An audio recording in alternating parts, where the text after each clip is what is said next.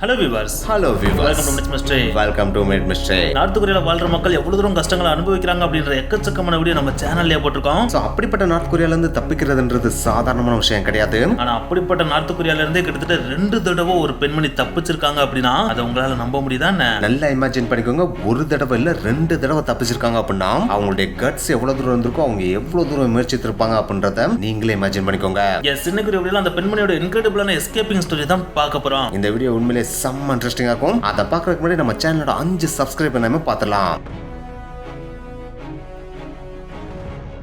And இதே மாதிரி இந்த மாதிரியான வீடியோ போட்டால் நல்லா இருக்கும் ப்ரோ அப்படின்னு சொல்லிட்டு உங்களுக்கு தோணுச்சு அப்படின்னா கீழே மறக்காம கமெண்ட் பண்ணுங்க. அடுத்தடுத்த வீடியோவில் அதை மேக் பண்ண ட்ரை பண்ணுறோம். 1968 வருஷம் நார்த் கொரியாவில் இருக்கிற ஒரு கிராமத்தில் அழகான ஒரு பெண் குழந்தை பிறகுது. அந்த பெண் குழந்தையோட பேர் தான் ஜி ஹியோன் பார்க். அப்படி பிறந்த அந்த ஒரு டைம்ல அந்த பெண்மணி என்னென்னமோ கனவுகளோட தான் பிறக்கவே செய்யுது. ஆனால் அந்த கனவுகள் எல்லாம் இங்கே நினைவாக போறது இல்லை அப்படின்றது பிறந்த அந்த ஒரு டைம்ல குழந்தையா இருக்கிற அந்த பெண்மணிக்கு அப்ப தெரியல. ஏன்னா அந்த பெண் குழந்தை வளர வளர இந்த உலகத்திலே இருக்கிற ஒரே ஒரு நாடு அப்படின்னா அது நார்த் கொரியா மட்டும்தான் அப்படின்ற ஒரு மைண்ட் செட்டோட தான் அந்த நார்த் கொரியால வளரவே ஆரம்பிக்குது. ஏன்னா நார்த் கொரியாக்குள்ள பாத்தீங்கன்னா வெளி உலக நியூஸ் அப்படின்ற ஒண்ணு வரவே வராது. ஃபுல் அண்ட் ஃபுல் பாத்தீங்கன்னா நார்த் கொரியாவை பத்தின நியூஸ் அண்ட் கிம்மோட ஃபேமிலியை பத்தின இன்ஃபர்மேஷன் மட்டும் தான் ஃபுல் அண்ட் ஃபுல் பரப்பவே படும். சோ இந்த மாதிரியான விஷயங்கள்லாம் கேட்டு கேட்டு வளர வளர இந்த உலகத்திலேயே ஒரே ஒரு நாடு தான் இருக்கு, அது நம்ம நாடு நார்த் கொரியா மட்டும்தான் அப்படின்ற மைண்ட் செட்டோட தான் இவங்க வளர ஆரம்பிக்கிறாங்க. சோ இப்படி இந்த பெண்மணி வளர்ந்துட்டு இருந்த அந்த ஒரு காலகட்டத்தில் நார்த் கொரியால பாத்தீங்கன்னா ஒரு வினோதமான சட்டம் இருந்துச்சு. அதுதான் நம்ம நாட்டுல எல்லாம் பாத்தீங்கன்னா நம்ம சாப்பிடணும் அப்படின்னா அரிசி எங்க போய் வாங்குவோம்? ஒன்னு கவர்மெண்ட் போடுற ரேஷன் கடையில போயிட்டு நம்ம வாங்குவோம், இல்லாட்டா பிரைவேட்டா நம்ம பாத்தீங்கன்னா அரிசி மூட்டை கூட தூக்கிடலாம் இல்லையா? ஆனா நார்த் கொரியால பாத்தீங்கன்னா அந்த பிரைவேட்டா போய் அரிசி வாங்குறது அப்படின்ற ஒரு விஷயம் கிடையவே கிடையாது.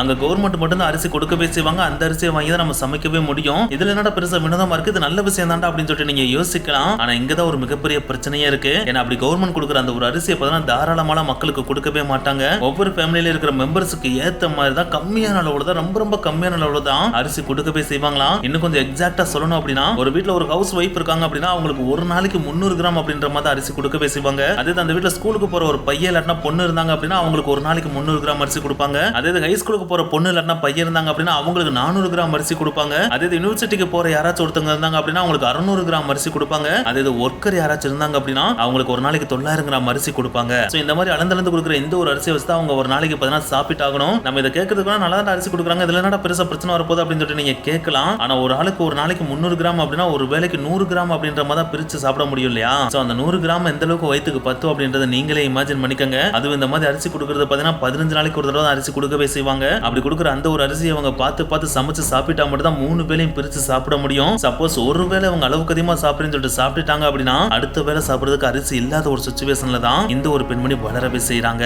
அதுவும் நம்ம நாடு மட்டும் கிடையாது, இந்த உலகத்துல இருக்கிற எந்த ஒரு நாடு நம்ம எடுத்தாலும் அந்த நாட்டுல இருக்கிற சின்ன பசங்க மேக்ஸிமம் பாத்தீங்கன்னா சின்ன வயசுல பாத்தீங்கன்னா கண்டிப்பா பிஸ்கட் சாப்பிட்டுருப்பாங்க, ஸ்வீட் சாப்பிட்டுருப்பாங்க, ஐஸ்கிரீம் அப்படின்னு சொல்லிட்டு எல்லா விஷயங்களும் சாப்பிட்டுருப்பாங்க இல்லையா? ஆனா நார்த் கொரியால பிஸ்கட்டும் கிடையாது, ஸ்வீட்டும் கிடையாது, ஐஸ்கிரீம் அப்படின்ற ஒண்ணும் கிடையவே கிடையாது. சோ நார்த் கொரியால இருக்கிற சின்ன பசங்க இந்த மாதிரியான விஷயங்களை பாக்குறது ரொம்ப ரொம்ப ரேரான ஒண்ணு அப்படின்னு சொல்றாங்க. ஆனா வருஷத்துல ஒரே ஒரு நாள் மட்டும் நார்த் கொரியால இருக்கிற எல்லா வீட்டுக்குமே ஸ்வீட்டும் பிஸ்கட்டும் கொடுப்பாங்களாம். அந்த ஒரு நாள் கிம் இல் சங் இருக்காரு பாத்தீங்கன்னா, அதாவது கிம் ஜாங் உன்னோட தாத்தா இருக்காரு பாத்தீங்களா, அவரோட பிறந்த நாள் அன்னைக்கு மட்டும் ஒவ்வொரு வீட்டுக்கும் 1/2 கிலோ பிஸ்கட் 1/2 கிலோ ஸ்வீட் சொல்லிட்டு கொடுப்பாங்களாம். சோ அந்த ஒரே ஒரு நாள் வாங்குற பிஸ்கட்டும் ஸ்வீட்டும் மட்டும் தான் அந்த வருஷத்துலயே அவங்க சாப்பிடுற ஒரே ஒரு ஸ்வீட் அண்ட் பிஸ்கட்டா இருக்கும் அப்படின்னு இந்த பெண்மணி சொல்லிருக்காங்க. அண்ட் இந்த பெண்மணியோட அப்பா இருக்காரு பாத்தீங்களா, அவர் நார்த் கொரியாவோட ஒர்க்கர்ஸ் பார்ட்டில ஒரு தீவிரமான தொண்டனாவே இருந்திருக்காரு. அதாவது கிம் இல் சங் இருக்காரு பாத்தீங்களா, அவருக்காக தன்னோட உயிரை கூட தியாகம் பண்ற அளவுக்கு வெறித்தனமான ஒரு தொண்டனா தான் ஒரு வாழவே செஞ்சிருந்திருக்காரு. சோ அதனாலே சின்ன வயசுல இருந்து இந்த பெண்மணி வளர்றப்ப தன்னோட மகட்ட நம்ம கவர்மெண்ட் எது செஞ்சாலுமே நம்மளுக்கு நல்லதுக்காக தான் செய்வாங்க, எதையுமே நம்மளுக்கு தப்பா செய்யவே மாட்டாங்க. நம்ம கிம் இல் சங் தான் நம்மளோட கடவுள், அவர் சொல்றதை நம்ம அப்படியே கேட்கணும், அவர் சொல்றதை கேட்காம நம்ம எதிர்த்து எதையுமே பேசக்கூடாது அப்படின்னு சொல்லி தான் தன்னோட மகளையும் தன்னோட வீட்டுல இருக்கிற எல்லாத்தையும்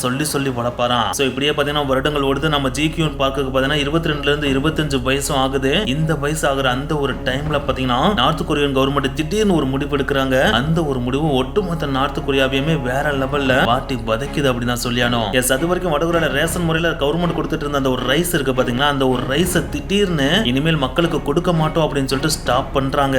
சோ இந்த ஒரு முடிவு பாத்தீங்கன்னா ஒட்டுமொத்த நார்த் கொரியா மக்களோட வயிற்றுல டைரக்டாவே அடிக்கிற மாதிரி அமையுது. ஏன்னா நார்த் கொரியால நம்ம ஆல்ரெடி சொன்ன மாதிரி தான் பிரைவேட்ல அரிசி அப்படின்ற ஒண்ணு கிடையவே கிடையாது இல்லையா? ஒன்லி கவர்மெண்ட் கொடுக்குற அரிசி மட்டும் தான் அவங்க வாங்கி சமைக்கணும் இல்லையா? சோ அப்படி இருக்கிறப்ப அந்த கவர்மெண்ட் இந்த அரிசியை நிப்பாட்டிட்டாங்க அப்படின்னா இவங்களுக்கு சாப்பிடுறதுக்கு வேற வழியே இருக்காது இல்லையா? சோ அதனாலேயே ஒவ்வொரு நாளும் எப்படி சாப்பிட போறோம் அப்படின்னு அப்படின்ற ஒரு எண்ணத்தோட தான் அவங்க எந்திரிக்கவும் செய்வாங்களாம். அந்த சாப்பாடு எப்படிலாம் ரெடி பண்ண போறோம் அப்படின்ற ஒரு நோக்கத்தோட தான் அந்த காலகட்டத்தில் அவங்க ஓடவே செஞ்சாங்களாம். சோ அந்த ஒரு கொடூரமான காலகட்டத்தில் ஒவ்வொரு நாள் காலையிலும் ஜி ஹியூன் பார்க் எந்திரிக்கிறப்பெல்லாம் பாத்தீங்கன்னா அவங்க வீட்டுக்கு பக்கத்துல இருக்கிற ஏதாச்சும் ஒரு வீட்டுல அழுகுறல் சத்தம் கேட்டுட்டே தான் இருக்குமா. ஏன்னா ஒவ்வொருடைய மணிலையும் பாத்தீங்கன்னா ஏதாச்சும் ஒரு வீட்டுல இருக்கிற ஏதாச்சும் ஒரு ஆளு பசியினால இறந்துட்டே தான் இருப்பாங்களாம். இந்த ஒரு விஷயம் ஜி ஹியூன் பார்க்கோட மனசை கொஞ்சம் கொஞ்சமா தாக்க ஆரம்பிக்குது. அதுலயும் ஜி ஹியூன் பார்க்கோட அப்பாவே பாத்தீங்கன்னா பசி பட்டினினால கொஞ்சம் கொஞ்சமா உடல்நிலை மோசமாகிற நிலைமைக்கு போக ஆரம்பிக்கிறாரு. சோ இதுவும் பாத்தீங்கன்னா ஜி ஹியூன் பார்க்க வேற லெவல்ல சோகத்துக்கு உள்ளாக்குது. இப்படி ஜி ஹியூன் பார்க்கோட வீடும் பசி பட்டினினால சோகத்துல மூழ்கி இருக்கிற அந்த ஒரு சமயத்துல ஜி ஹியூன் பார்க்கோட வீட்டுக்கு ஒருத்தர் வர்றாரு. அப்படி வந்தவர் உங்களுக்கு ஏதாச்சும் ஒண்ணு கொண்டு வருவார் அப்படின்ற ஆர்வத்தோட தான் அவங்ககிட்ட பேசுறாங்க. ஆனா அப்படி பேசுறப்ப அவங்களுக்கே தெரியுது வந்தவர் எதுவும் சாப்பிடறதுக்கெல்லாம் கொண்டு வரல, ஒரே ஒரு நியூஸ் தான் கொண்டு வந்திருக்காரு. அந்த ஒரு நியூஸும் ஜி ஹியூன் பார்க்கோட மாமாவும் பசி பட்டினினால மோசமான உடல்நிலையில இருக்காரு. சோ அவர் தன்னோட வாழ்நாட்களை எண்ணிட்டு இருக்காரு. அவரை கடைசி காலகட்டத்துல நீங்க தான் உங்க வீட்டுல வச்சு பார்க்கணும் அப்படின்னு சொல்லிட்டு ஒரு இன்ஃபர்மேஷனை வந்து சொல்லிட்டு போறாரு. இந்த ஒரு விஷயம் பார்த்தா ஜி ஹியூன் பார்க்கோட ஃபேமிலி இன்னும் கொஞ்சம் சோகத்துக்கு உள்ளாக்குது. ஏன்னா ஆல்ரெடி பாத்தீங்கன்னா இவங்களே பசி பட்டினால என்ன பண்றதுனே தெரியாம முடிச்சிட்டு இருக்காங்க இல்லையா. அப்படி இருக்கிறப்ப அவங்க மாமாவே இவங்க வீட்டுல வச்சு பார்க்கணும் அப்படின்னா அது இன்னமும் அவங்களோட வீட்டு அதல பதலத்துக்கு தள்ளிரும் இல்லையா. சோ அதனால என்ன பண்றதுனே தெரியாம ஜி ஹியூன் பார்க்கும் அவங்களோட ஃபேமிலியை முழிச்சிட்டு இருக்காங்க. ஆனா இருந்தாலும் ஜி ஹியூன் பார்க்குக்கு அவரோட மாமா அப்படின்னா ரொம்ப ரொம்ப ரொம்ப ரொம்ப பிடிக்கும். ஏன்னா சின்ன வயசா இருக்கிறப்ப ஜி ஹியூன் பார்க்கா இருந்தாலும் சரி அவரோட தம்பியா இருந்தாலும் சரி அவங்க ரெண்டு பேரையுமே அவங்க மாமா தான் தோல்ல தூக்கி பயங்கரமா வளர்க்கவே செஞ்சிருக்காரு. அதுல நைட் டைம் ஆயிடுச்சுன்னா அவங்க ரெண்டு பேருக்கும் கதை சொல்லி தூங்க வைக்கிறதே இந்த ஜி ஹியூன் பார்க்கோட மாமாவா தான் இருந்திருக்காரு. சோ அதனாலே நம்ம எவ்வளவு கஷ்டப்பட்டாலும் பரவாயில்ல நம்மளோட மாமாவை விட்டு கொடுக்க கூடாது அப்படின்னு சொல்லிட்டு யோசிக்காம உடல்நிலை சரியில்லாம இருக்கிற மாமாவை தன்னோட வீட்டுக்கு கூட்டு வந்து ஜி ஹியூன் பார்க்கோட ஃபேமிலி பார்க்க ஆரம்பிக்கிறாங்க. இப்படி வீட்டுக்கு கூட்டு வந்து பாக்குறப்ப பாத்தீங்கன்னா ஜி ஹியூன் பார்க்கோட மாமா ரொம்ப மோசமான நிலைமையில இருந்திருக்காரு. அவரோட உடம்புல பாத்தீங்கன்னா வெறும் எலும்பு மட்டும் தான் இருக்கு. அந்த எலும்புக்கு மேல பேருக்கு தோல் பத்தினா எப்படி இருக்குமோ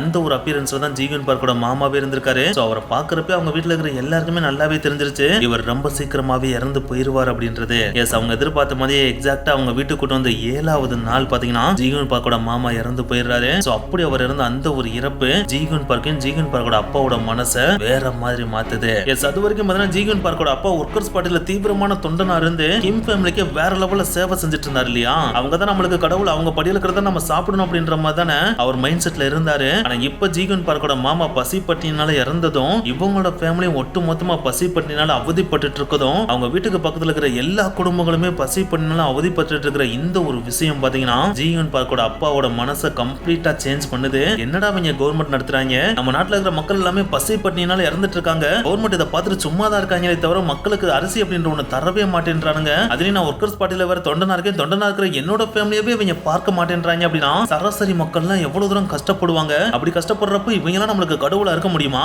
இவன் கண்டிப்பா நம்மளுக்கு கடவுளாவே இருக்க முடியாது. இது நம்ம வாழ்றதுக்கு ஏத்த நாடும் கிடையாது. சோ இதுக்கு மேலே என்னோட மகனும் மகளும் இந்த நாட்டுல இருந்தாங்க அப்படின்னா நான் எப்படி கஷ்டப்பட்டு சாகுறனோ அதே மாதிரி அவங்களும் கஷ்டப்பட்டு தான் சாவாங்க. இந்த ஒரு நிலைமைக்கு என் மகனும் மகளும் போவே கூடாது அப்படின்னு சொல்லிட்டு ஜி ஹியூன் பார்க்க கூப்பிட்டு இங்க பாருமா நான் தான் ஏதோ தப்பான கொள்கைகள் இந்த நாட்டை பத்தி புரிஞ்சுக்காம இங்கேயே இருந்து சாக போறேன். ஆனா இப்படி நீங்க சாக கூடாது. இந்த நாட்டை தாண்டி வெளியில ஏதாச்சும் உலகம் இருக்கான்னு நீங்க போய் கண்டுபிடிங்க. அப்படி கண்டுபிடிச்சு அந்த நாட்டுல வாழ முடியுமான்னு போய் பாருங்க. ஆனா இந்த நாட்டுல மட்டும் வாழாதீங்க அப்படின்னு சொல்லிட்டு ஜி ஹியூன் பார்க்க கூப்பிட்டு சொல்றாரு. அப்படி அவர் சொல்ற இந்த ஒரு விஷயம் ஜி ஹியூன் பார்க்கு வெறித்தனமான ஷாக்கிங்கா இருக்கு. ஏன்னா அது வரைக்கும் என்னோட நாடு என் நாட்டோட அதிபர் மட்டும்தான் வாழ்ந்துட்டு இருந்த அவரோட வாயிலிருந்து வந்த இந்த ஒரு வார்த்தைகள் ஜி ஹியூன் பார்க்கு சர்ப்ரைஸாவும் இருக்கு, அதே நேரத்துல ஷாக்கிங்காவும் இருக்கு. ஆனா என்னதான் சர்ப்ரைசிங் இருந்தா ஒரு ஷாக்கிங்கா இருந்தாலும் அப்பா சொல்றதுல ஒரு நியாயம் இருக்கு அப்படின்றது ஜி ஹியூன் பார்க்கு நல்லாவே தெரியுது. சோ அதனாலேயே தான் அப்பா சொன்ன மாதிரி தானும் தன்னோட தம்பி இந்த நாட்டை விட்டு தப்பிச்சு போகலாம் அப்படின்ற ஒரு முடிவுக்கும் ஜி ஹியூன் பார்க் வர்றாங்க. சோ இப்படி முடிவெடுத்ததுக்கு அப்புறம் வீட்டுல இருந்து கிளம்புறதுக்கான நாளுக்காக வெயிட் பண்ணிட்டு இருக்கா. அந்த ஒரு நாள் வருது. அந்த நாள் தான் பிப்ரவரி 18,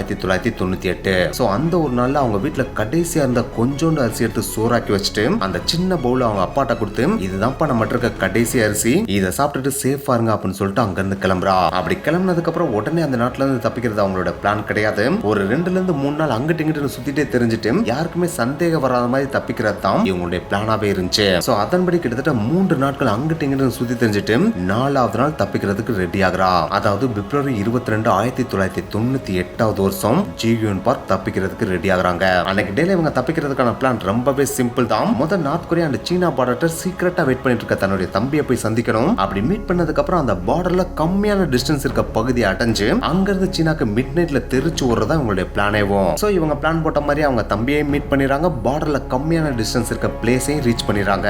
இப்போ அவங்க மிட் நைட்காக வெயிட் பண்ணிட்டு இருக்காங்க. ஒன்ஸ் மிட் நைட் 2 மணி ஆன உடனே கொஞ்சம் கூட யோசிக்காம தெரிச்சு ஓட ஆரம்பிக்கிறாங்க. அது எப்படா ஓடியா ஒரு பார்டர் கிராஸ் பண்ண முடியும் அப்படின்னு சொல்லிட்டு நீங்க கேட்கலாம். அதுக்கு தான் இந்த பெர்ஃபெக்ட்டான பிளேஸை அவங்க சூஸ் பண்ணிருக்காங்க. ஏன்னா இந்த ஒரு இடத்துல 2 நாட்டோட பார்டர் இடையில இருக்க டிஸ்டன்ஸ் வெறும் 25 மீட்டர் தான். சோ 25 மீட்டர் கண்ணை மூடிட்டு ஓடினாலே தெரிச்சு ஓடிடலாம் இல்லையா? அதுவும் அந்த 25 மீட்டரும் பாத்தீங்கன்னா ஆற்று நீர் பனிக்கட்டியா மாறின இடம். சோ அதனாலே தப்பிச்சு ஓடுறதுன்றது ஈஸியான ஒரு விஷயமா இருக்கும். அதுக்காக தான் இந்த பிளேஸுக்கு வந்து இப்ப மிட் நைட் 2 மணிக்கு திருச்சி ஓட ஆரம்பிக்கிறாங்க. அப்படி இவங்க ஓடிட்டு இருக்கப்பே திடீர்னு பாத்தீங்கன்னா புடிங்க புடிங்க அப்படின்னு சொல்லிட்டு சவுண்ட் கேட்க ஆரம்பிக்குது. அந்த சவுண்ட் கேட்டுட்டு இருக்கப்பே பாத்தீங்கன்னா இவங்களை சுத்தி புல்லட் சர்ன்னு வந்து உழுகுது. அப்ப இவங்களுடைய ஹார்ட் பீட்லாம் திக்கு திக்குன்னு அடிக்குது. இருந்தாலும் உயிரை விட்டுட்டு எப்படியாவது ஓடி தப்பிச்சுன்னு சொல்லிட்டு ஓடுறாங்க. அப்படி ஓடுறப்ப ஜீவன் பார்க்கோட கால் ஃப்ரோசன் ஆகி கீழே விழுந்துறாங்க. சோ அந்த ஒரு டைம்ல அவ்வளவுதான் நம்ம சோலி முடிஞ்சு அப்படின்னு தான் ஜீவன் பார்க் நினைச்சிட்டு இருந்திருக்காங்க. ஆனா ஜீவன் பார்க்கோட தம்பி இதை விடுற மாதிரியே தெரியல. இதுதான் நமக்குரிய லாஸ்ட் சான்ஸ். இந்த சான்ஸை நம்ம விட்டோம் அப்படின்னா மறுபடியும் நார்த் கொரியால போயிட்டு அவதிப்பட்டு தான் சாகணும். சோ இதை நம்ம விடவே கூடாது அப்படின்னு சொல்லிட்டு ஜீவன் பார்க்க தரதரன்னு இழுத்துட்டு போக ஆரம்பிச்சிடாப்ல.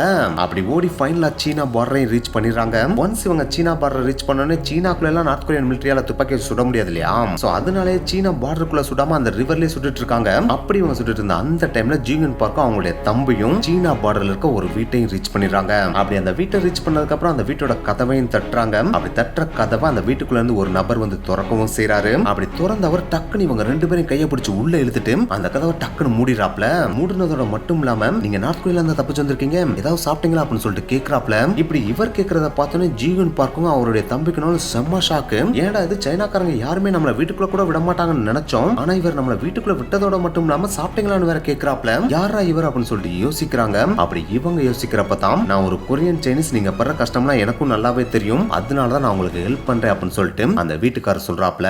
அப்படி சொன்னதோட மட்டும் இல்லாம ரைஸ் முட்டை கறின்னு சொல்லிட்டு அவங்களுக்கு ஒரு விருந்தே தர்றாப்ல. அந்த விருந்தை பார்த்தோன்னே ஜீவன் பார்க்குக்கும் அவங்களுடைய தம்பிக்கும் கண்ணீரே வந்துருது. ஏன்னா அவங்க பல நாட்களா பட்டினியா கிடக்காங்க இல்லையா? அப்படி இருக்கப்ப அவங்களுக்கு முன்னாடி கறி முட்டை அரிசின்னு சொல்லிட்டு எக்கச்சக்கமா இருந்தா அவங்களுக்கு கண்ணீர் தானே வரும். சோ அழுதுகிட்டே ஜீவன் பார்க்கும் அவங்களுடைய தம்பியும் அந்த மீல்ஸை ருசிச்சு சாப்பிட்டு முடிக்கிறாங்க. அப்படி இவங்க சாப்பிட்டு முடிச்சோன்னே அந்த வீட்டுக்காரர் இவங்க பக்கத்துல வந்து இன்னும் நார்த் கொரியன் பார்டர்ல கன் ஃபயர் சவுண்ட் கேக்குது. சோ இந்த கன் ஃபயர் சவுண்ட் கேட்டுட்டே இருந்தாலே சைனீஸ் போலீஸ் முடிவு பண்ணிடுவாங்க நார்த் கொரியன் பீப்புள் யாரோ தப்பிச்சிட்டாங்க. அப்படி தப்பிச்சவங்க நம்ம நாட்டுக்கு தான் வந்திருக்கணும், அவங்க கண்டிப்பா பார்டர்ல இருக்க ஏதாவது ஒரு வீட்டுல தான் இருப்பாங்க, நம்ம சர்ச் பண்ணா கண்டுபிடிச்சலாம் அப்படின்னு சொல்லிட்டு நாளைக்கு இயர்லி மார்னிங்கே வந்து சர்ச் பண்ண ஆரம்பிச்சிருவாங்க. சோ அதனாலே பார்டர்ல இருக்க இந்த வீட்டுல நீங்க இதுக்கு மேல இருக்கிறது சேஃப்டி கிடையாது, நைட்டோட நைட்டா நீங்க இங்க இருந்து கிளம்பி போயிருங்க அப்படின்னு சொல்றாப்ல. இதை கேட்டோன்னே ஜீவன் பார்க்கும் அவங்களுடைய தம்பிக்கும் என்ன பண்றது ஏது பண்றதுனே தெரியல. ஏன்னா இவங்க சீனாக்குள்ள இப்பதான் அவங்களுடைய வாழ்நாள்ல முதல் தடவையா வந்திருக்காங்க. அது மட்டும் இல்லாம சீனால இவங்களுக்கு தெரிஞ்சவங்க யாரும் கிடையாது இல்லையா? சோ அதனாலே என்ன பண்றதுன்னு தெரியாம பயங்கர பதட்டத்துல இருக்காங்க. அப்படி பதட்டத்துல இருக்க இவங்களை பார்த்து அந்த வீட்டுக்காரரு உங்களுக்கு அடுத்து எங்க போறதுன்னு தான் தெரியல, சரி விடுங்க நான் உங்களுக்கு ஹெல்ப் பண்றேன், என் ஃப்ரெண்ட் ஒருத்தன் டியூமன் ஏரியால இருக்கான், அவன்கிட்ட உங்களை பத்தி நான் இன்ஃபார்ம் பண்ணிடுறேன், நீங்க அவன் வீட்டுக்கு போங்க, அவன் கண்டிப்பா உங்களுக்கு ஹெல்ப் பண்ணுவான் அப்படின்னு சொல்லிட்டு அவங்களை இங்க இருந்து டியூமன் ஏரியாக்கு அனுப்பி வைக்கிறாப்ல. சோ அன்னைக்கு நைட்டே பாத்தீங்கன்னா ஜீவன் பார்க்க அவங்களுடைய தம்பியும் அவர் சொன்ன அவருடைய ஃப்ரெண்டு வீடான டியூமன் ஏரியாவை அடைஞ்சிடறாங்க. அப்படி அடைஞ்சோடனே டியூமன் ஏரியால இருந்த அவருடைய ஃப்ரெண்டும் இவங்களை அவருடைய வீட்டுக்குள்ள கூட்டு போயிறாரு. அப்படி கூட்டு போனோடனே ஒரு விஷயத்த சொல்றாரு, நான் ஒரு சைனீஸ் புரோக்கர், என்னுடைய வேலையை நார்த் கொரியன் ஃபீமேல்ஸை வாங்கி சைனால விற்கிறதாம். சோ இப்போ என்னால உங்களுக்கு ஒரே ஒரு ஹெல்ப் தான் பண்ண முடியும், நான் சீனால இருக்க ஆண் யார்ட்டையாவது உங்களை வித்துறேன், அப்படி உங்களை வாங்கின ஆணை நீங்க கல்யாணம் முடிச்சிட்டீங்க அப்படின்னா உங்களை மேக்ஸிமம் சைனீஸ் போலீஸ் பெருசா கண்டுக்கிற மாட்டாங்க, சப்போஸ் நீங்க கல்யாணம் முடிக்கல அப்படின்னா உங்களை திரும்பவும் நார்த் கொரியாக்கே அனுப்பி விட்டுருவாங்க. சோ இப்போ டெசிஷன் உங்க கையில தான் அப்படின்னு சொல்லிட்டு அந்த சைனீஸ் புரோக்கர் ஜியூன் பார்ட்ட சொல்றாரு. சோ இதை கேட்டோன்னே ஜியூன் பார்க் பதட்டமாயிடுறாங்க. அவங்க பதட்டமானதுக்கு காரணம் அவங்களுடைய மேரேஜ் கிடையாது, ஏன்னா நார்த் கொரியால இருந்து தப்பிக்கணும்னா மேரேஜ் பண்றது கூட அவங்களுக்கு பெரிய விஷயமா தெரியல, ஆனா தன்னுடைய தம்பியும் கூட இருக்கான் இல்லையா? சோ அவனை விட்டுட்டு இவங்க மட்டும் மேரேஜ் பண்ணி தப்பிச்சு போக முடியாது இல்லையா? சோ அதனாலே என் தம்பி என்ன பண்றது அப்படின்னு சொல்லிட்டு அந்த சைனீஸ் புரோக்கர்ட்ட கேக்குறாங்க. அதை கேட்டோன்னே அந்த சைனீஸ் புரோக்கர் சிம்பிளா, உங்க தம்பிக்கெல்லாம் என்னால எந்த வழியும் காட்ட முடியாது, ஏன்னா ஆண்களை வாங்குறதுக்கு இங்க ஆளே கிடையாது, பெண்கள்னா கொஞ்சம் கூட யோசிக்காம வாங்கிடுவாங்க, சோ நீங்க தப்பிக்கணும்னா நான் சொல்றதை கேளுங்க அப்படின்னு சொல்லிட்டு சொல்றாப்ல. சோ இதை கேட்டோன்னே அவங்க தம்பினாலும் என்ன பத்திலாம் கவலைப்படாதக்கா, நீயாவது இங்க இருந்து தப்பிச்சு போயிரு அப்படின்னு சொல்லிட்டு ஜியூன் பார்க்கிட்ட சொல்றான். சோ அந்த டைம்ல ஜியூன் பார்க் வேற வழியே இல்லாம அவங்களுடைய தம்பியை தனியா விட்டுட்டு புரோக்கரோட சேர்ந்து ஒரு ஆள்கிட்ட போறாங்க. அப்படி கூட்டு போன அந்த ஒரு ஆளும் பார்த்தீங்கன்னா ஜியூன் பார்க்க பார்த்த உடனே வாங்கிறாரு. அப்படி வாங்கினதுக்கு அப்புறம் அவரோட வீட்டுக்கு பார்த்தீங்கன்னா ஜியூன் பார்க்க கூட்டு போறாரு. அப்படி கூட்டு போனோடனே அந்த வீட்டுல இருந்து அவரோட அம்மா பாத்தீங்கன்னா ஜியூன் பார்க் பார்த்த உடனே எவ்வாறுமா வழக்கமா கொடுக்குற காசை விட அளவுக்கு அதிகமான காசை கொடுத்து உனைய வாங்கியிருக்கோம், சோ நாங்க கொடுத்த காசை சம்பாதிக்கிற வரைக்கும் நைட்டும் பகலும் நீ யோசிக்காம எங்களுக்கு வேலை பார்த்து தரணும், அதை விட்டுட்டு நீ வாட்டுக்கு ஒழுங்கா வேலை பார்க்காம இருந்து அப்படின்னா நாங்களே உன்னை வடகொரியாக்கு அடிச்சு பத்தி விட்டுருவோம் அப்படின்னு சொல்லிட்டு மிரட்டுறாங்க. இப்படி அவங்க மிரட்டுற அந்த ஒரு மிரட்டல்லே ஜியூன் பார்க்குக்கு நல்லாவே தெரிஞ்சிருது இங்க நம்மள அடிமையா தான் யூஸ் பண்ண போறாங்க அப்படின்றது. எஸ் இவங்க எதிர்பார்த்த மாதிரி அடுத்த நாள் காலையில 4:30 மணில இருந்தே பாத்தீங்கன்னா உங்களை வேலை வாங்க ஆரம்பிச்சாங்க. அப்படி அதிகாலை 4:30 மணில இருந்து ஆரம்பிச்ச உங்களோட வேலை பாத்தீங்கன்னா இரவு 10 மணில இருந்து 12 மணி வரைக்கும் எடுக்குமா, அதுக்கடுத்து கிடைக்கிற ஒரு 4 இருந்து 5 மணி நேரம் மட்டும்தான் இவங்க தூங்கவே செய்வாங்களாம். சோ இந்த ஒரு லைஃபே பாத்தீங்கன்னா உங்களுக்கு ரொட்டீனாவும் மாற ஆரம்பிக்குது. சோ இந்த அடிமைத்தனமான ரொட்டீனான லைஃப் கூடவே இவங்களுக்கு வாழ்க்கை மீதான ஒரு வெறுப்பையும் கிரியேட் பண்ணுது. ஏன்னா இதுக்கு முன்னாடி இருந்த வடகொரியாலையும் இதே மாதிரி அடிமை வாழ்க்கை தானே அவங்க வாழ்ந்துட்டு இருந்தாங்க.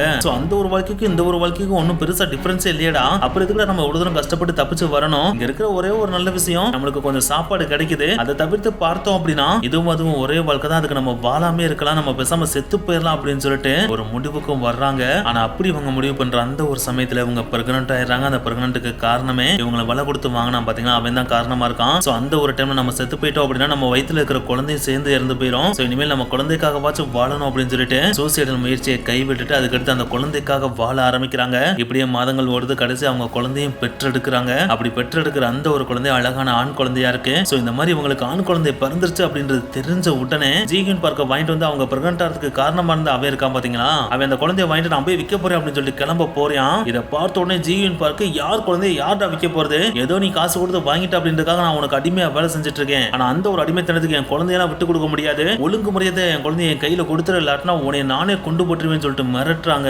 அப்படி மிரட்டின உடனே வேற வழியெல்லாம் அந்த குழந்தைய ஜீவன் பார்த்துட்டு அவன் கொடுத்துறான். அப்படி கொடுத்த உடனே இதுக்கு மேலே நம்ம இங்க இருந்தோம் அப்படின்னா நம்மளுக்கே தெரியாம நம்ம தூங்குறப்ப நம்ம குழந்தைய கூட தூக்கிட்டு போய் எங்கேயாச்சும் வித்துருவான். சோ இங்க இருந்து நம்ம உடனே கிளம்பலாம் அப்படின்னு சொல்லிட்டு அங்கிருந்து கிளம்பி முத இவங்க தப்பிக்கிறப்போ ஒரு புரோக்கர் வந்து ஹெல்ப் பண்ணா பாத்தீங்களா, அவன்கிட்டே போய் வேற ஒரு நபர்கிட்ட விற்கப்பட்டு அவங்ககிட்ட போயிட்டு வேலை பார்க்க ஆரம்பிக்கிறாங்க. அப்படி வேலை பார்க்குற அவங்க அங்கேயே பெர்மனண்டா வேலை பார்த்தாங்களான்னு கேட்டா அதுவும் கிடையாது. ஏன்னா ஒரே இடத்துல இவங்க பெர்மனண்டா தங்க ஆரம்பிச்சாங்க அப்படின்னா அவங்கள பத்தின இன்ஃபர்மேஷன் வெளியே லீக் ஆச்சு அப்படின்னா சீனா போலீஸே வந்து இவங்களை புடிச்சு போய் நார்த் கொரியாட்ட கொடுத்துருவாங்க இல்லையா. சோ அதனாலேயே ஒரு குறிப்பிட்ட பீரியட் வரைக்கும் தான் ஒரு இடத்துல வேலை பார்ப்பாங்களா. ஒன்ஸ் அந்த பீரியட் முடிஞ்சதுக்கு அப்புறம் அதே புரோக்கர்ட்ட சொல்லி வேற இடத்துக்கு போய் மாறி மாறி வேலை பார்த்துட்டே இருப்பாங்களா. இப்படியே பாத்தீங்கன்னா கிட்டத்தட்ட 5 வருடங்கள் கிடக்குது. அந்த 5 வருடம் முடிந்ததுக்கு அப்புறம் சீனால ஒரு சட்டமும் இயற்றப்படுது. அதுதான் வடகொரியால இருந்து தப்பிச்சு வந்த யாராச்சும் ஒருத்தவங்க சீனால இருக்காங்க அப்படின்னா அவங்கள பத்தின துப்பு கொடுக்கறவங்களுக்கு தகுந்த சன்மானம் அளிக்கப்படும் அப்படின்ற ஒரு சட்டம். இது வெறும் சட்டமா மட்டும் கிடையாது. அவங்கள பத்தின துப்பு கொடுத்தீங்க அப்படின்னா நீங்க வாங்குற சம்பளத்தோட அளவுக்கு அதிகமான சன்மானம் கொடுக்கப்படும் அப்படின்ற வாக்குறுதியும் கொடுக்கப்படுது. சோ இந்த ஒரு வாக்குறுதியை கேட்ட உடனே ஆத்தாடி இவ்வளவு காசு கொடுத்தாங்க அப்படின்னா நம்ம வேலைக்கே போக தேவையில்லையடா, எவனாச்சும் வடகொரியாக்காரனை பிடிச்சு கொடுத்தாலே போதும் நம்ம உட்காந்துட்டே சாப்பிடலாம் அப்படின்னு சொல்லிட்டு எக்கச்சக்கமான சீனாக்காரங்க பார்த்தீங்கன்னா வடகொரியாக்காரங்க எவனாச்சிருக்காங்கன்னு சொல்லிட்டு தேட ஆரம்பிச்சிடறாங்க.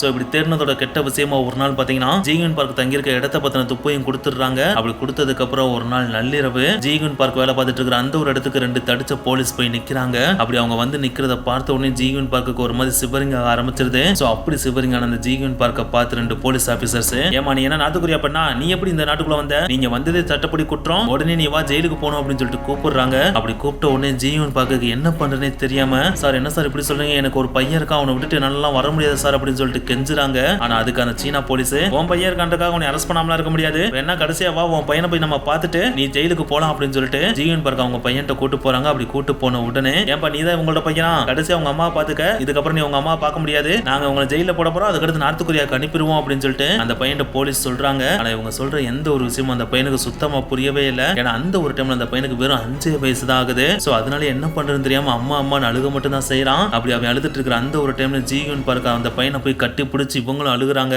அப்படி இவங்க அழுகிறத பார்த்து அந்த போலீஸ்காரங்க 2 பேரு இதுக்கு மேல உனக்கு டைம் கிடையாது, இந்த பையனை எங்கேயாச்சும் ஒண்ணும் தோணுச்சுன்னா உங்க சொந்தக்கார யாராச்சும் இங்க இருந்தா அப்படின்னா அவன் போய் விட்டு அதுக்கடுத்து நம்ம ஜெயிலுக்கு போலாம் அப்படின்னு சொல்லிட்டு கூப்பிடுறாங்க. சோ அந்த ஒரு டைம்ல ஜீவன் பார்க்கு எங்க தன்னோட பையனை அனுப்புறதுன்னு சுத்தமா தெரியல. இருந்தாலும் வேற வழியே இல்லாம ஃபர்ஸ்ட் இவங்களை விலைக்கு வாங்கி இவங்களோட கர்ப்பத்துக்கு காரணமான அந்த ஒரு வீடு இருக்கு பாத்தீங்களா, அந்த வீட்டுல இருக்கிற அந்த ஒரு அம்மாட்ட தன்னோட பையனை ஒப்படைக்கலாம் அப்படின்னு சொல்லிட்டு தன்னோட பையனை அங்க அனுப்பிட்டு போலீஸ் கூட சேர்ந்து கிளம்புறாங்க. அப்படி கிளம்புற அந்த ஒரு டைம்ல அந்த பையன் கதறி அழுகிறான், எப்பமா திரும்ப வருவா அப்படின்னு சொல்லிட்டு கேட்கிறான். ஆனா அப்படி அவன் கேட்கிற அந்த ஒரு கேள்விக்கு இவங்களால பதில் சொல்லவே முடியல. ஏன்னா ஒன்ஸ் இவங்க சீனா பிரிசனுக்குள்ள போட்டாங்க அப்படின்னா அடுத்து நார்த் கொரியாக்கு அனுப்பிடுவாங்க. நார்த் கொரியாக்குள்ள ஒன்ஸ் போயிட்டாங்க அப்படின்னா மறுபடியும் ரிட்டர்ன் ஆக முடியுமான்றது இவங்களுக்கே தெரியாது இல்லையா. சோ அதனாலே உச்சக்கட்ட மனவேதனையோட கதறி அழுதுகிட்டே தான் இவங்களும் சீனா போலீஸ் கூட நடந்து போறாங்க. சோ ஒன்ஸ் இவங்களை அரெஸ்ட் பண்ணதுக்கு அப்புறம் இவங்களை தூக்கிட்டு போய் சீனா ஜெயில போடுறாங்க. அப்படி சீனா ஜெயில போட்ட கொஞ்ச நாள்லயே பாத்தீங்கன்னா இவங்க அங்கிருந்து மறுபடியும் நார்த் கொரியால இருக்கிற பிரிசன் கேம்புக்கு அனுப்பி விடுறாங்க. கோர்ஸ் ஒரு லேபர் கேம்ப் அப்படின்னு சொல்லிட்டு நார்த் கொரியால இருக்கும் பாத்தீங்களா, அந்த ஒரு லேபர் கேம்புக்கு இப்ப ஜீகன் பார்க்க அனுப்பி விட்டுறாங்க.